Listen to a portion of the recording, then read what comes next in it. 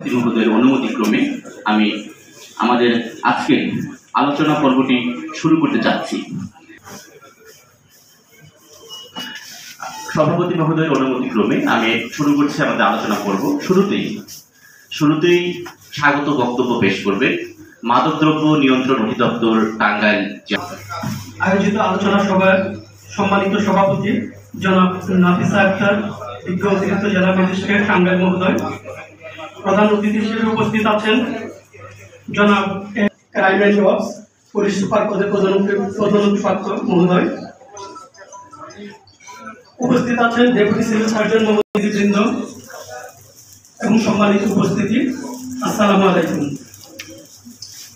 প্রতি বছর দিনক্ষণ নির্ধারণ করা হয়, সেই প্রেক্ষিতে আজকে এই দিবসটি উদযাপিত হচ্ছে। বিষয় নির্ধারণ করেছেন the evidence is clear, investment in prevention, যেটা বাংলায় ভাবানুবাদ করা হচ্ছে। আগামী দিনের কর্ণধার যুব সমাজ আজ হুমকির মুখে। একটি হচ্ছে সাপ্লাই রিডাকশন, মানে মাদকের যোগান হ্রাস করা, আর একটা হচ্ছে হার্ম রিডাকশন, মাদকের যে ক্ষতিকর পরিমাণ রিডাকশনের উপরে জোর দেওয়া হয়েছে। আমাদের দেশে আইন প্রয়োগকারী সংস্থাগুলো মূলত সাপ্লাই রিডাকশনের উপর জোর দিয়ে আমরা কাজ পরিচালনা করি।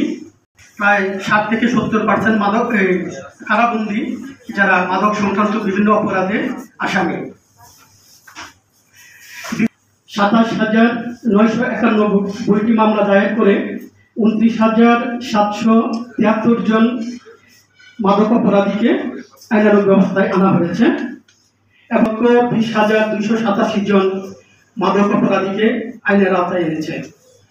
2023 সালে 77,219 পিস ইয়াবা উদ্ধার করা হয়। 1,12,165 কেজি গাঁজা